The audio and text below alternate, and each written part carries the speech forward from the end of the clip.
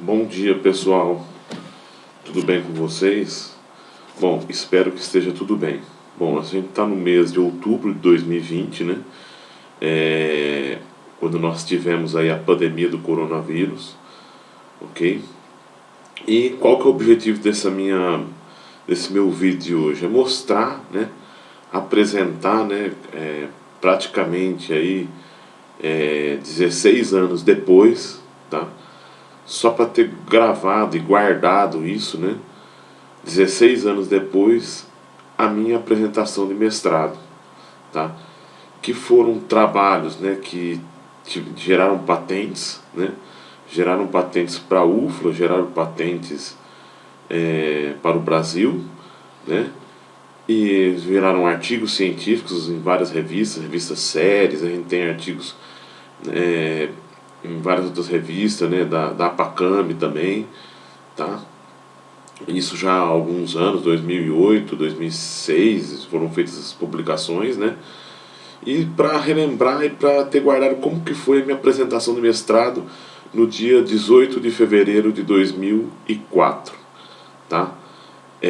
Naquele dia, né, que foi a apresentação realizada no período da tarde, né, a partir da 1h da tarde, a apresentação foi feita na UFLA, né, numa sala de defesas, né, do departamento de fitotecnia da UFLA, né, o departamento de agricultura da UFLA, DAG, né, no dia 18 de fevereiro de 2004, tá? Bem, então vamos falar um pouco, vamos começar aqui com o título do trabalho. Então foi produtos apícolas, né, da produção de mudas, né, porque a gente teve a parte do trabalho que a gente desenvolveu tubetes biodegradáveis para a produção de mudas, né? Qual que era o objetivo? Que o produtor fizesse o plantio do tubete, deixasse no campo e não precisasse retirar o tubete, retornar o tubete para o armazém, para alguma coisa assim, tá? E a gente teve a parte que foi a aplicação de extrato etanólico de própolis na cultura do cafeeiro, tá? Então teve essas duas partes aí. Então, utilizando produtos apícolas, né, nós colocamos um título geral: produtos apícolas na produção de mudas e controle de doenças do cafeeiro, tá? Meu orientador foi o professor Rubens José Guimarães, co-orientadores o professor Edson Ampério Posa, da fitopatologia, e o professor Carlos Alberto Spagiari, tá? A banca, na época, foi constituída pelo professor Rubens, professor Edson, professor Elbris, né? O professor Samuel, foram 4 na verdade, né? Foi o professor Edson, o professor Elbris, o professor Samuel e o professor Rubens José Guimarães. Bom, começando então um pouquinho aqui, né? Vamos falar um pouquinho do que é a própolis, né? Então a própolis nada mais é do que uma substância resinosa, né? Uma resina, né? Produzida pelas abelhas através de compostos retirados da natureza, brotos, cascas, né? Que através de ações enzimáticas, tá? Vão ganhando uma coloração amarronzada, né? O odor característico de própolis, né? E aquela característica, vamos dizer assim, de goma, né? Que a própolis tem, tá? Então, goma misturada ali com as resinas de plantas, tá? Qual a função, né, da própolis? Proteger a colmeia, tá? Então, própolis, pró, a favor de, diante de, né? Cidade, polis, a cidade das abelhas, que é a colmeia, tá? Bom, aqui algumas fotos, né, de onde que está presente a própolis dentro de uma colmeia, né? Então aqui é uma caixa, né, para produção aí de mel e para que armazene, né, seja a casa de uma colmeia, vamos dizer assim, tá? E aonde que a própolis fica dentro daquela determinada colmeia? Ela fica nas frestas, né? Seja ali próximo aos caixilhos, seja entre a caixa e os caixilhos, entre caixilhos, tá? Então é nesse local aí que eu estou mostrando para vocês aí, né, onde que fica a própolis, tá? Então vai fechando frestas, tá? Elas impedem o que? A entrada de inimigos naturais, tá? A entrada de bactérias, fungos, e vai fechando tudo que tem, pode entrar dentro da colmeia, tá? Ok? Bom, então aqui estou mostrando para vocês, né, os produtos apícolas, alguns, né, não só a própolis, né? Temos aí a geleia real, não dá para ver muito bem aí nesse potinho menor. Nos outros potinhos a gente tem o mel, tá? E a própolis, que é de característica sólida, tá? Você pode ter própolis em pó também, muitas vezes, às vezes é resto de colmeia, que é uma mistura de própolis com resíduos da colmeia, tá? Tem um valor comercial menor, mas também tem própolis, tá? Então aí estão a própolis, né? A própolis sólida, tá? Como que ela vai ser utilizada na agricultura? Tá? E nós vamos falar um pouquinho, tá? Então, para você obter a própolis, para você produzir uma própolis, primeira coisa, você tem que fazer uma limpeza, né, inicialmente. Então você vai, retira aqueles resíduos, os resíduos de insetos mortos, sujeira, galhos, se tiver alguma tinta na colmeia, você vai retirar aqueles resíduos, tá? E aí você vai pegar a própolis e misturar com álcool, tá? Então o álcool vai fazer o que? A extração das substâncias benéficas da própolis, vamos dizer assim, dos compostos fenólicos principalmente, tá? Para esses experimentos, como é que eu fiz, né? A gente fez principalmente colocando a própolis, misturando no álcool, tá? E deixando por um período de aproximadamente 30 dias. Depois ia lá, mexia, né? Fazia uma, vamos dizer assim, uniformização, né, do extrato, né? Então vai virando um extrato, né? O álcool ali com a própolis, tá?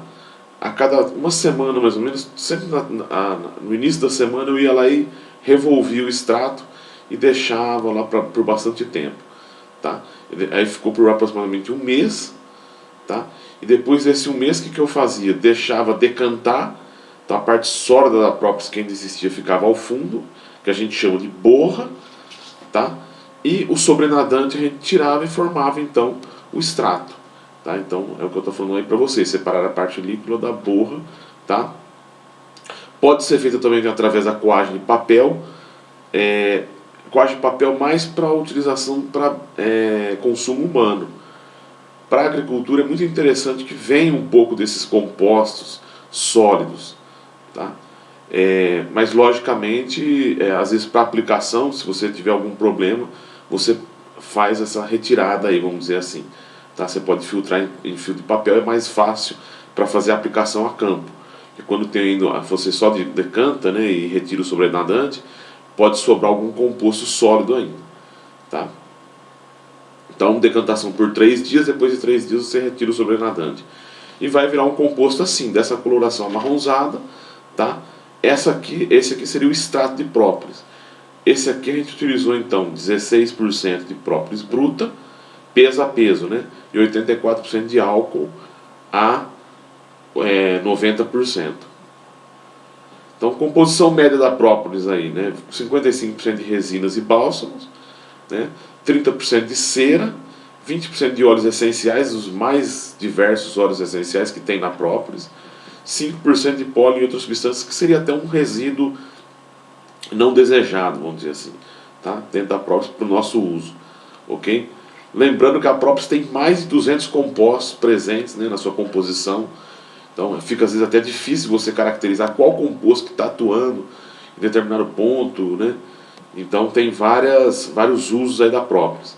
Aí é uma citação da professora Maria Cristina Marcucci, tá, que chegou a desenvolver pasta de dente com própolis e outros compostos todos aí, que são utilizados até hoje. Tá?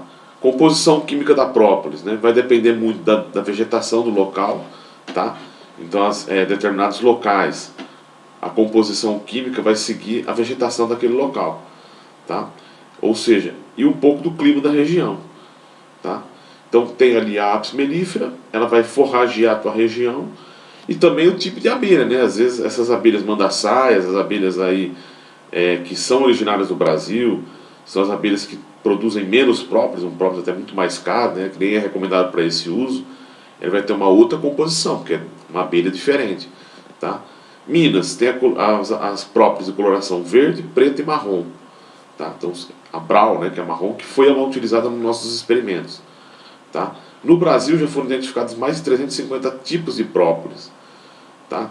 E os compostos principais presentes na própolis são os compostos fenólicos, tá? Então mostrando aí a caracterização de um flavonoide, né? Que é um composto fenólico presente na própolis, reativo, tem vários usos aí na medicina e tudo, e agora também, a partir de 2004, né, esse uso aí na agricultura. Bom, os usos da própolis naquela época, né, existiam vários trabalhos, né, anticáries, por isso que foi desenvolvida lá a pasta de dente Joá mais próprios pela professora Maria Cristina Marcucci, antifúngica contra a cândida, por exemplo, tá? HIV, tá? Mal de Chagas, então tem muita pesquisa com própolis aí para mostrar, né, para apresentar que tentam aí novos usos para própolis, tá? Bom, então vamos para a característica do nosso trabalho, o objetivo do nosso trabalho, então, foi o que? Aplicação de própolis na agricultura, tá? E mais especificamente na cafeicultura, tá? Então o que acontece, pessoal? A própolis, até antes de 2004, ela poderia até ser utilizada por algum produtor, alguém de forma experimental, mas a partir de 2004, que foi quando eu realizei esses trabalhos, ela começou a ser utilizada realmente para aplicação na agricultura, tá? Então começou a ser proposto isso a partir dos meus primeiros trabalhos, tá? E hoje a gente tem aí em torno de 50, 60 literaturas nacionais que testam a própolis na agricultura e literaturas internacionais. Então você tem aí o uso de geoprópolis, que é tipo de uma resina de própolis também que é utilizado, tá? Hoje também está se utilizando trabalhos aí com o uso com o uso aí da própolis também para veterinária, tá? Alelopatia também, o uso, né, da própolis aí, tá? Então, tudo isso aí são evoluções que vieram a partir desses trabalhos de 2004, tá? Ok? Então, nesse trabalho, qual que era o objetivo? Aplicação de própolis no controle de doenças do cafeeiro, tá? A gente queria ver um pouquinho da parte nutricional, ok? E no desenvolvimento geral da planta. Mas o principal para nós, nesses trabalhos iniciais, era ver se realmente a própolis tinha controle, né, fungistático ou fungicida, né, sobre as doenças do cafeeiro. Bom, a primeira doença que nós fomos verificar, né, foi a cercosporiose. A cercosporiose que é uma doença que ocorre mais em mudas, tá?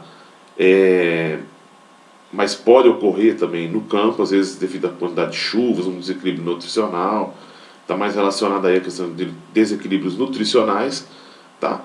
Mas é uma doença que pode ocorrer aí problemas de perda de folhas, principalmente do enfolhamento da planta, reduzindo assim a produtividade, tá?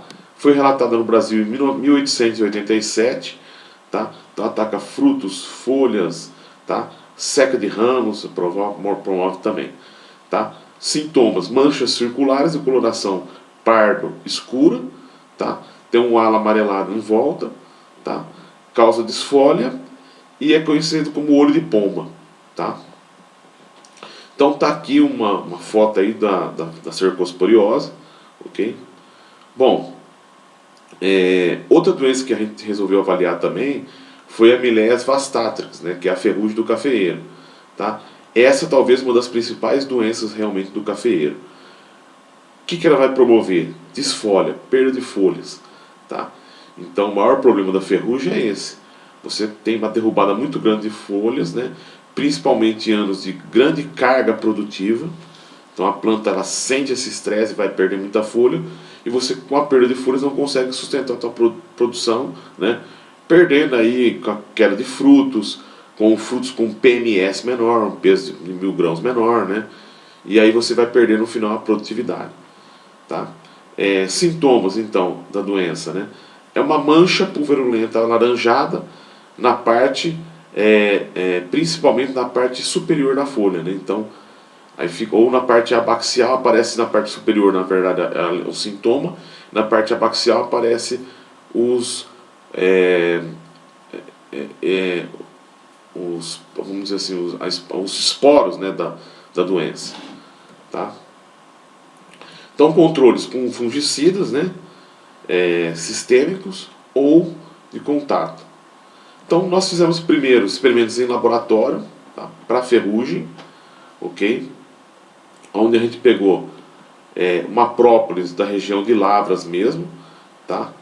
Fizemos 5 doses de própolis, né, 0 até 2%, e fizemos a aplicação em lâmina, né, escavada no laboratório, tá? Fizemos um meio com água destilada, colocamos os esporos da ferrugem, né, fizemos lá todo o procedimento de laboratório e fizemos a contagem de esporos germinados na placa da lâmina escavada, tá? E aí, com essa contagem, nós conseguimos obter esse resultado aí, tá? Ok? Que a gente verificou então? Que o extrato de própolis ele promovia uma redução ali na formação da germinação ali das hifas do fungo, vamos dizer assim, tá?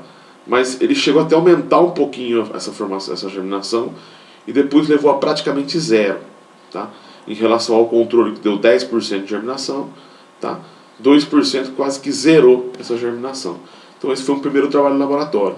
Com esse trabalho a gente se animou a fazer outros trabalhos, tá? E aí a gente fez com várias próprias de várias regiões, oriundas de várias regiões de Minas e de São Paulo, tá? Comparando a eficiência para o controle da doença, tá? Então a gente pegou uma própolis de Ribeirão Vermelho, uma própolis de São Paulo, uma própolis de Lavras, uma própolis de Hortolândia, tá?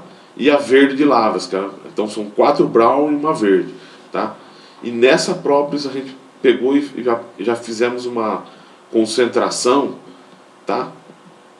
De aproximadamente 2%, que foi o que tinha dado mais ou menos certo no primeiro experimento, tinha dado um controle. E nós verificamos na testemunha uma germinação de 31,3% e todas as outras própolis reduziram então a germinação dos esporos da ferrugem, tá? Bom, depois, pessoal, que a gente fez os trabalhos em laboratório, nós resolvemos então fazer os trabalhos em mudas de café. Então nós fizemos um trabalho no departamento de fitopatologia, né, junto com o professor Edson na época, né. Então a gente pegou 11 doses de extrato etanólico de própolis, né. Lembrando sempre que a gente pega esse extrato e dilui em água, tá? Então a gente pegou o extrato, que era aquela proporção de 16% de própolis e 84% de álcool, fez o extrato, tirou o sobrenadante, tá? E depois fez a diluição em água, tá? E aí fizemos várias doses, né? 0, 0,5, 1, 2, 0,2, 0,6 até 5%, tá? 5 repetições em vaso. Então fizemos ao todo 11 doses e 5 repetições, então deu 55 parcelas, tá? Em vaso, então a gente cuidava do vaso ali todo dia, ia cuidando e fizemos as avaliações, tá? Fizemos uma inoculação com conídeos, tá? Da cercóspora, porque esse trabalho foi mais para a cercóspora, porque a ferrugem não ocorre tanto em mudas, mas é a cercóspora, tá? Então a gente fez uma inoculação, então a gente pegou lá o esporo da cercóspora em laboratório, tá? Fizemos a contagem, deu 2,5 por vezes 10 a quarta conídeos, né, por ml, tá? E aí a gente pegou e aplicou, né, aspergiu, fizemos uma câmara úmida com as folhas, fizemos o fungo aumentar a sua quantidade, a sua esporulação, vamos dizer assim. Fizemos a contagem em câmara de Neubauer, tá? Com essa contagem, vendo que estava dentro do que a literatura já dizia, nós fizemos a aplicação então dos esporos de cercóspora, fazendo a inoculação do esporo, tá? E fizemos várias avaliações, então avaliamos área foliar, massa seca da parte aérea, desfolha, porcentagem de desfolha, incidência da doença, severidade, tá? No geral, na questão de, vamos dizer assim, fitotécnica, né, área foliar e tal, nós não verificamos diferença estatística, ou não significativa, tá? Para doença, sim. Aí para incidência, número de folhas lesionadas, número de porcentagem de folhas lesionadas, tá? Severidade, que são os números de lesões por uma certa área, né? Nós fizemos também e verificamos aí sim significância, tá? Fizemos análise de variância, tá? Verificamos essa significância, só que nós não verificamos um modelo muito apropriado. Então a gente verificou que desde a primeira dose, a dose mais baixa, já havia redução tanto na incidência quanto na severidade da doença. Então o que a gente fez? Resolveu fazer então só uma comparação de contraste, né? Testemunha versus aplicação de dose de própolis. E verificamos que em qualquer dose a gente já verificou uma redução em torno de 45%, 44,5%. Tá? Por exemplo, o número de folhas lesionadas aqui, tá? Porcentagem de folhas lesionadas seria uma outra variável, né? Depois aqui na severidade, né? Número de lesão por plantas em torno de 30%. Área lesionada também nós fizemos. Para essa área lesionada nós fizemos o que? Nós pegamos folha transparente, né? Aquelas folhas que utilizavam antigamente nos retroprojetores, né? Pintamos as lesões que tinham nas folhas de todas as plantas, tá? Pintamos com uma canetinha, escaneamos e passamos por um programa que chamava Image Tool. Chama Image Tool, existe até hoje, né? Escaneando essas lesões, nós comparamos testemunha com esses outros tratamentos e verificamos uma redução de quase 41% no caso seria a severidade da doença, tá? Porcentagem de área lesionada final, né, ao final do experimento nós também fizemos com o Image Tool e verificamos e conseguimos essa equação aí, né? Então, onde se verificou que a melhor dose ali de aplicação foi em torno de 1,79%. Então a gente já percebe uma rápida queda com a aplicação das doses de próprios, né? A gente já percebe uma queda rápida na severidade da doença, né? Então, muito interessante essa parte aqui. Bom, encerrados os trabalhos em viveiro, né, no viveiro da universidade, em mudas, nós resolvemos então fazer no campo.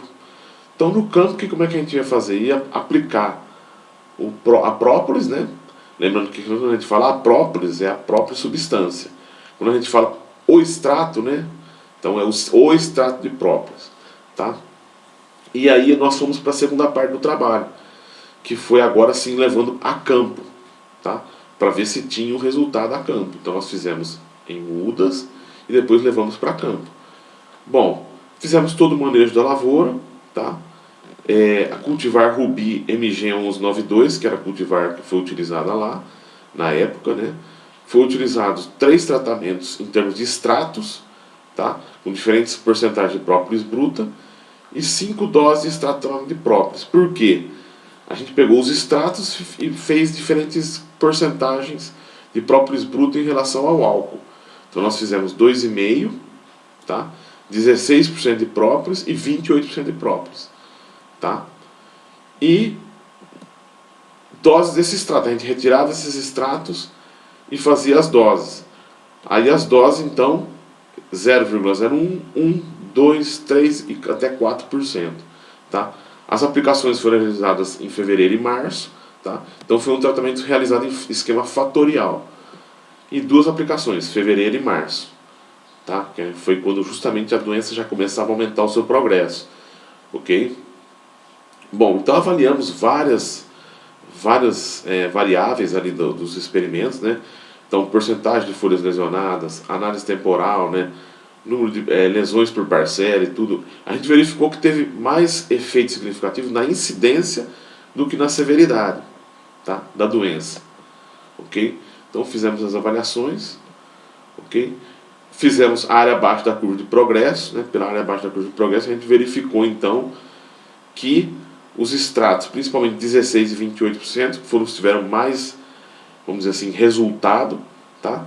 28% mais que o 16%, mas não tanto também, na dose de 4% realmente sendo o melhor, tá? Tendo o melhor efeito ali sobre a cercosporiose aqui no caso, né? Desculpa, a ferrugem. Aqui, mostrando a análise temporal, né? Então a gente mostra aí como é que foi o comportamento da doença, né? 2,5%, 16% mostrando bem que já começou a ficar diferente os tratamentos, e 28%, você vê que ali a testemunha sobe, 1%, 4% realmente é aquele que ficou com uma resposta melhor, tá? Para a ferrugem do cafeeiro, Emileia vastatrix, tá? Número de folhas lesionadas, a gente chegou a fazer aí uma superfície de resposta, né, mostrando aí realmente a resposta da aplicação tanto da própolis bruta, concentração no extrato, e das doses do extrato diluídas em água, tá? E depois a cercosporiose, né, que a gente avaliou também. Verificou também efeito na incidência, não na severidade, tá? Então, a porcentagem de folhas lesionadas reduziu, então, com a aplicação do própolis, né? Aqui não teve muita diferença entre os extratos em si, mas sim na dose, né? Então, a dose 2,54 foi a mais interessante que a gente verificou.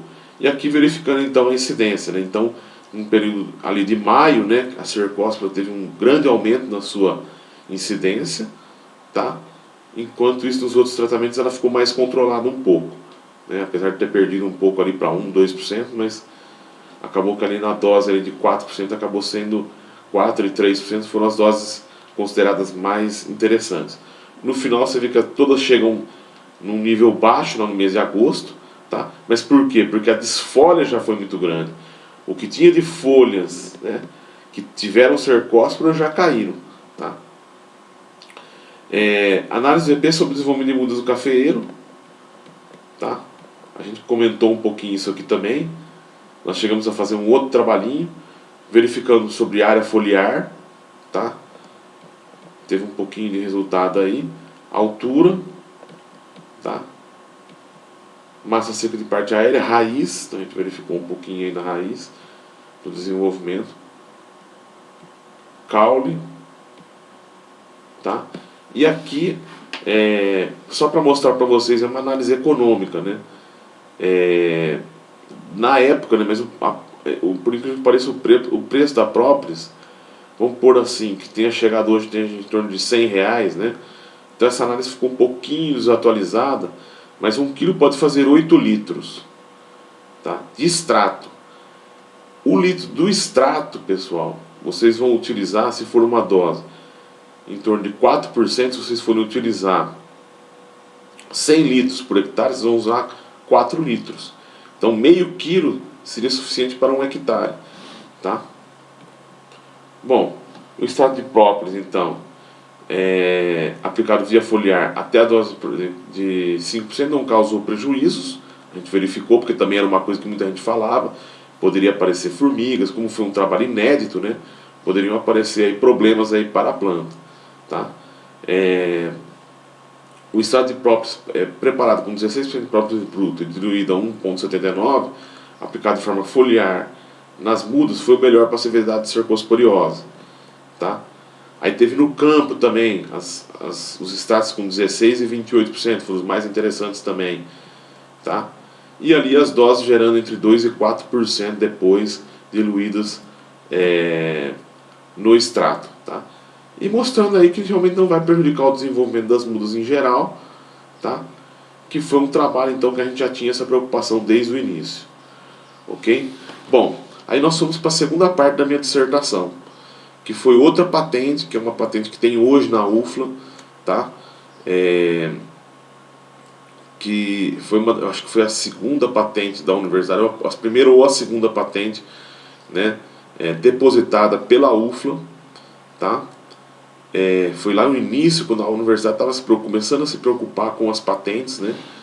Então, que foi o uso, né, de ceras, né? No caso a gente usou cera de abelha, que é o que a gente tinha mais contato, mas pode ser qualquer tipo de cera, né? Então é um trabalho que eu digo assim, que ele se iniciou, mas ele não tem fim. Por quê? Porque qualquer pessoa que for usar uma cera, ela pode utilizar desse trabalho, tá? Dessa ideia, vamos dizer assim, tá? A gente usou cera de abelha, mas pode usar qualquer outro tipo de cera, ok? Então o que acontece? A gente comentou um pouquinho, né, do uso dos tubetes, que apesar das vantagens, tem alguma desvantagem, como por exemplo, você tem que voltar o tubete do campo, né? A cada 4 anos ou 5 anos você tem que renovar todos os tubetes, que eles vão estar todos estragados, porque a produção de mudas, né? Quebrou, praticamente você não tem como mais fazer uma reciclagem, vamos dizer assim, tá? O produtor tem que jogar fora. Depois que uma outra empresa fizer reciclagem é de outra forma, né? E o plástico, ele tem essa questão de ficar quase 100 anos, né? para se degradar, né? Então é um elemento que volta para a natureza.